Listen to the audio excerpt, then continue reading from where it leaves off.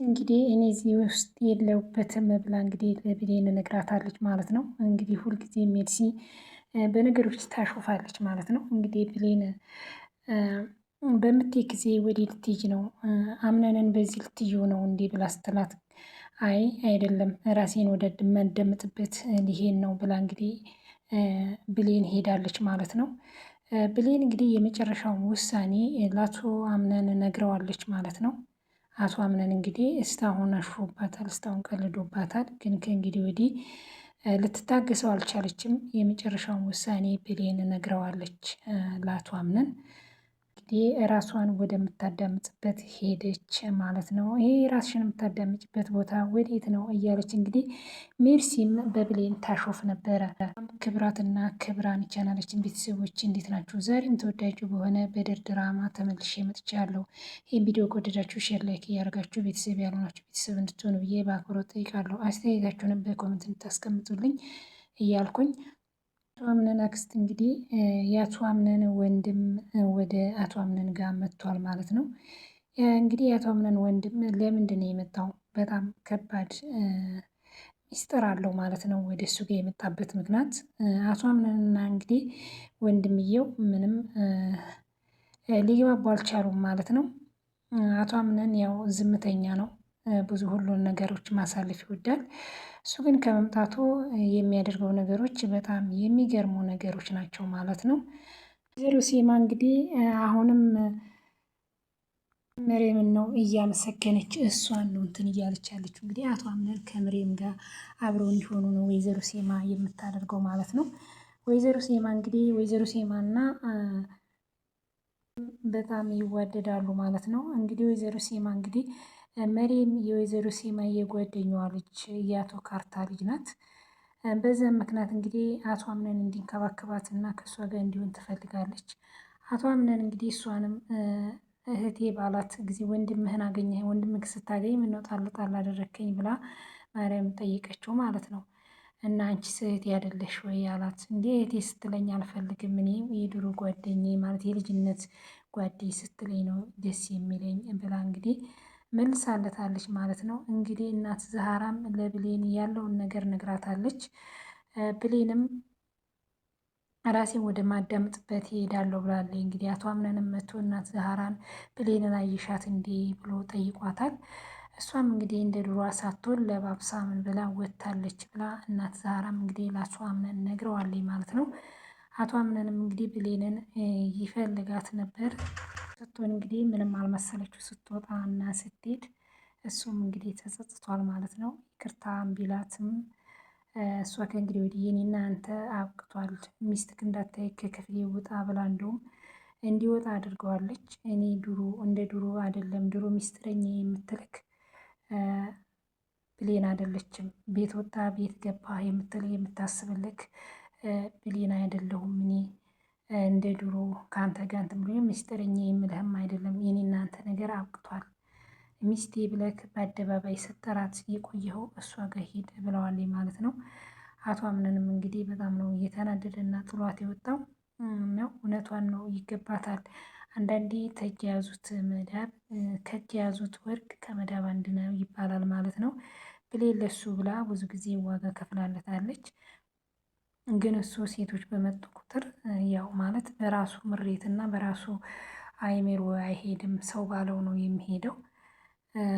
ጀሌ መታ እንግዲህ ብዙ ጉዳት ስታደርስባት ነበር። እሷን ደግሞ ለአንቺ ብዬ ለእሷ ብሎ አበረረ። በዛ እሷ ባደረሰችበት ደግሞ አዲስ ስትመጣ እንደ አዲስ በመቀበሉ ያው እንግዲህ ብሌን ሁሌም እንዳለቀሰች እንደተጎዳይ ናት።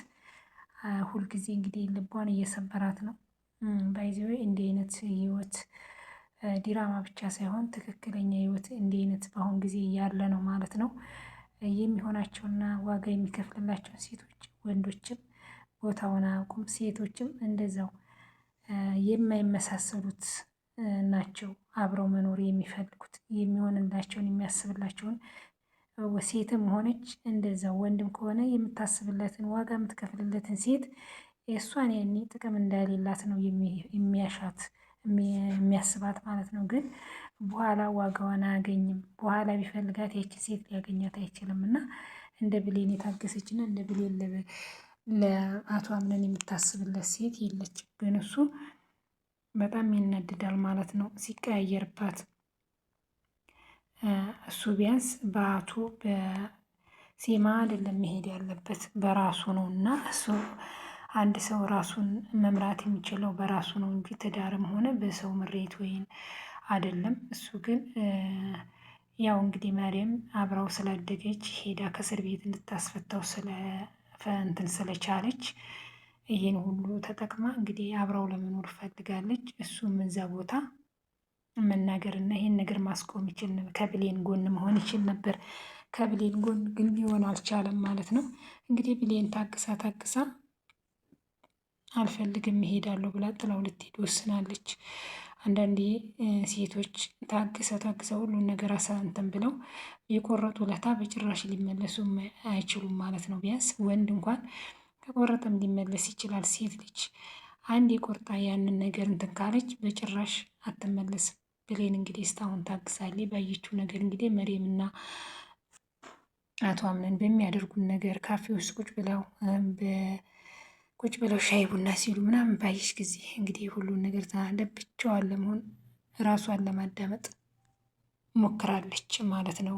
ብሌን እውነቷን ነው። አንዳንዴ የማይፈለግ ቦታ ቆሞ ጊዜ ከማቃጠል እንደዚህ ጥሎ መሄድ ይሻላል። እንግዲህ አቶ አምነን ወንድም ክፍሏ መጥቶ ምን ሆነሽ ነው ብሎ በጠየቃት ጊዜ እንዲህ አቶ አምነን እኮ ቤታችን ሰላም እንደሆኑ ቤት ሁሉ ሰላም ነው ብሎ ነው የነገረኝ። ምንድን ነው አላት። አይ እኔ ቤቱ ሰላም ነው እኔ ያሞኝ ነው እና መድኃኒት ላንጣልሽ እንዴት አዴ ሲላት፣ አይ መድኃኒትም አልፈልግ ይቅርታ ግን ተናገረችኝ እንዳትል ራሴን ማዳመጥ ስለምፈልግ እንድትወጣልኝ ይፈልጋለሁ ብላ እንግዲህ የአቶ አምነንን ወንድም ብሌን አስወጥተዋለች ማለት ነው። የአቶ አምነን እናት ማለት ነው።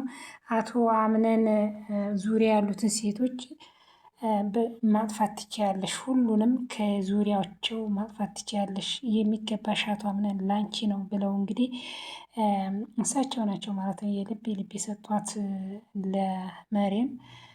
እሷ እንግዲህ ከእሳቸው ጋር ናት። እሳቸው እንግዲህ ሁልጊዜ ማለት ነው ከእሷ ጎን ናቸው ማለት ነው። እንግዲህ አቶ አምነን ዙሪያው የከበቡትን ሴቶች ሁሉንም ከስራቸው ማራቅ ትችያለሽ፣ የሚገባሽ ላንቺ ነው እያሉ እንግዲህ እንክብካቤ እየሰጧት ነው።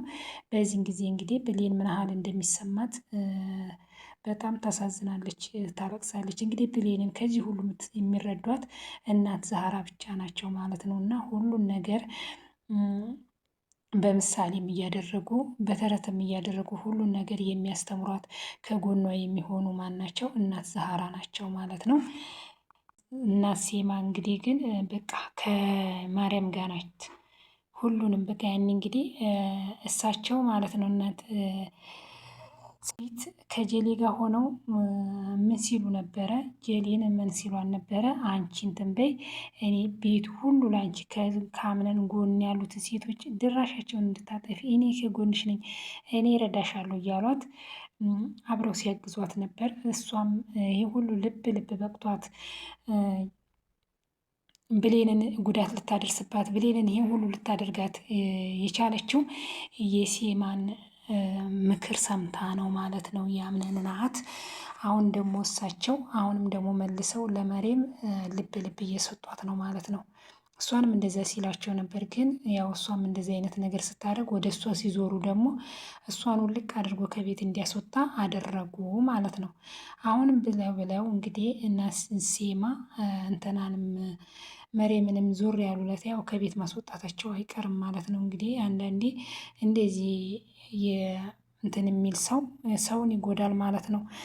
ዛሬ ከአንዱ ነገ ከአንዱ የሚሆን የአንዱን ወሬ የአንዱን ወንዱን እየተቀበለ እንትን የሚል በጣም ነው ሰውን የሚጎዳው። ገብቷቸዋል።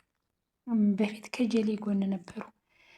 ጀሌን እንግዲህ ያለውን ነገር እንትን ሲሉ እኔ ከጎንሽ ነኝ ሁሉን ነገር እያሉ እንግዲህ አንዳንድ ሰዎች ምንድን ናቸው የሆነ ልብ ሲሰጧቸው እነዚያ ሰዎች እንትን ያላቸው ይመስላቸው እና በሰው ላይ ጉዳት ያደርሳሉ። ብዙ ነገሮችን እርምጃ ይሄዳሉ።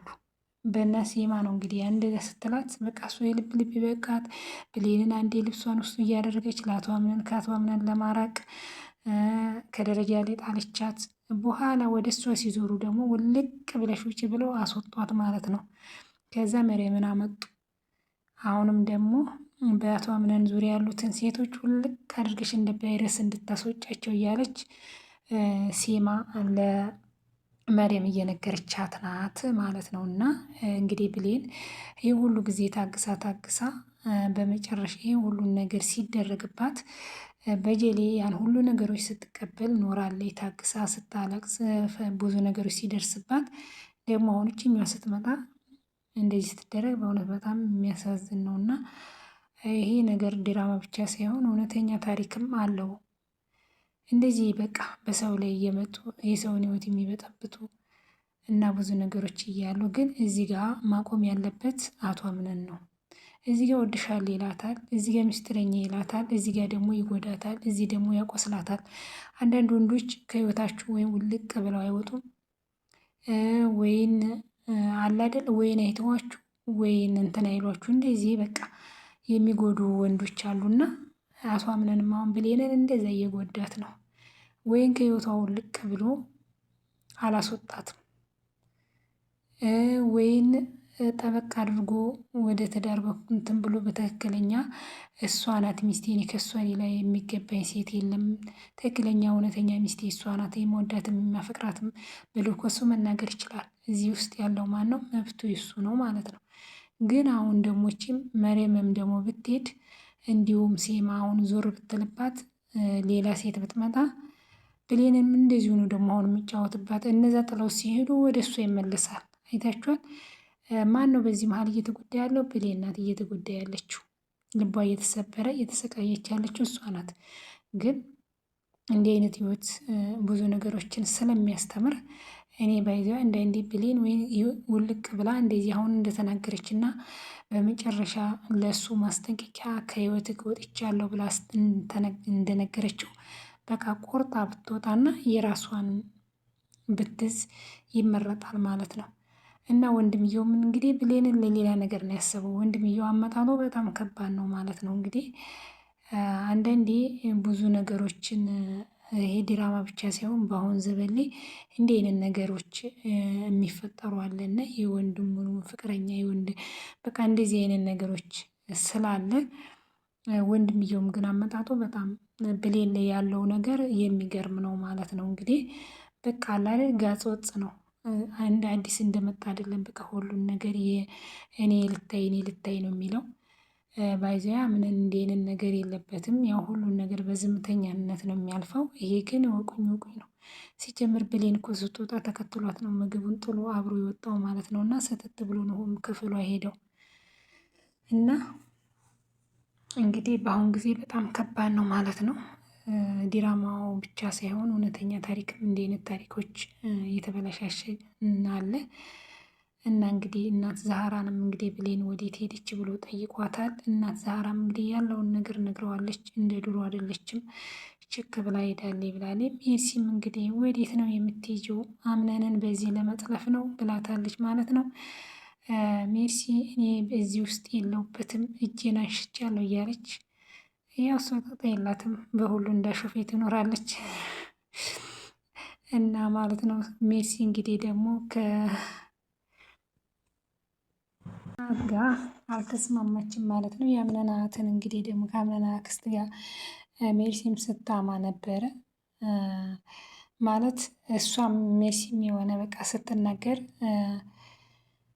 ይናገሯታል መልሰው ማለት ነው። ሴማ ልክ ልኳን ነው የሚነግሯት ለሜርሲ ማለት ነው። እና ሴማና ዛህራ እናት ዛህራ ናቸው መጨረሻ በቃ የሚነግሯት ስተልካቸው። እሷም በጣም ነው የምታሾፉባቸው ማለት ነው። እናት ዛህራም እንግዲህ ለአቶ አምነን ያለውን ነገር ነግረዋለች። ወንድምየውም እንግዲህ እናቱን የሞተችበትን ለእናቱም ያለውን ነገር ለአቶ አምነን እንግዲህ ሀዘን ማብዛት ትርጉም የለውም፣ ምንም ማድረግ አልችልም እያለ እንግዲህ ሀሳቡን ተካፍሎታል። እሱ ግን የመጣበት ምክንያት እንጃ ያሰጋል ማለት ነው። ከአቶ አምነን እንግዲህ መጣላታቸው አይቀርም። አመጣጡና አኳኩኑ ገና ከመምጣቱ በጣም ስታይሉ ለየት ያለ ነው ማለት ነው የአቶ አምነን ወንድም እና ይሄን ይመስላል። በጣም ብዙ ነገሮችን የምንማርበት ዲራማ ነው።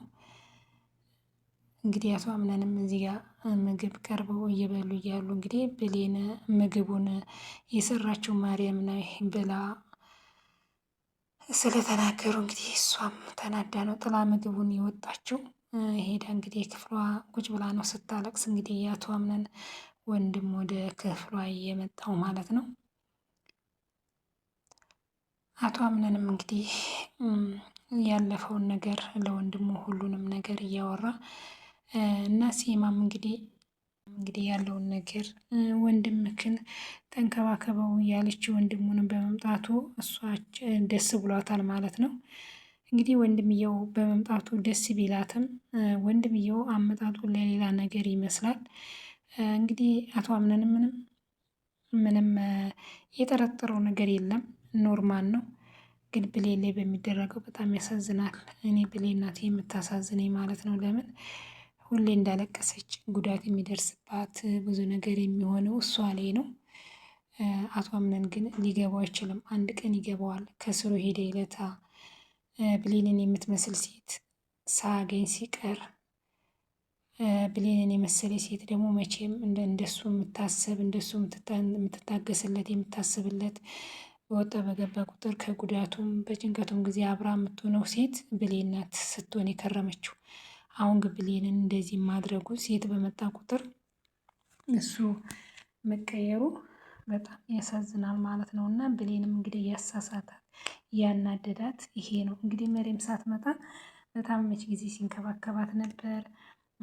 ጄሌ ስትኖር ከሱ ከጎኗ ነበር ሲያስታምማት ሁሉን ነገር ሲያወራ ነበር። አሁን እንግዲህ መሬም ከመጣች ነው ብሌንን እርግፍ አድርጎ እየተወው። እንዴት ዋልሽ እንዴት አደርሽ እንኳን እየተደረሽ እንትነች እንኳን አይላትም።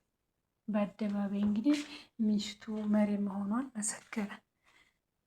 ሲማም እንግዲህ በቃ መሬም ናት የአቶ አምነን ሚስት፣ እንደውም ልክ እንድታደርግ እንደ ቫይረስ በዙሪያው ያሉትን ሴቶች እንድታስወጭ ብላ መሬምን ለመሬም ልብ ልብ ሰጥታታለች ማለት ነው። እንግዲህ በመጨረሻ እንግዲህ ብሌንም ያው ነግረዋለች ለአቶ አምነን ከእንግዲህ ከእሱ ጋር እንዳትሆን ወደ ህይወቷ እንዳይመጣ እንደውም ሚስትክ ክፍሌ ስትመጣ እንዳታይክ ከክፍሌ ይወጣልኝ ክፍሌ ልቀቅና ብለዋለች ብሌን። አቶ አምነንም አልሽ እውነትሽን ነው ብሏታል ብሎ እንግዲህ ጥሎ ወጥቷል። ብሌን አሁን እንግዲህ በመጨረሻ ችላ አምራለች ማለት ነው። እውነቷን ነው።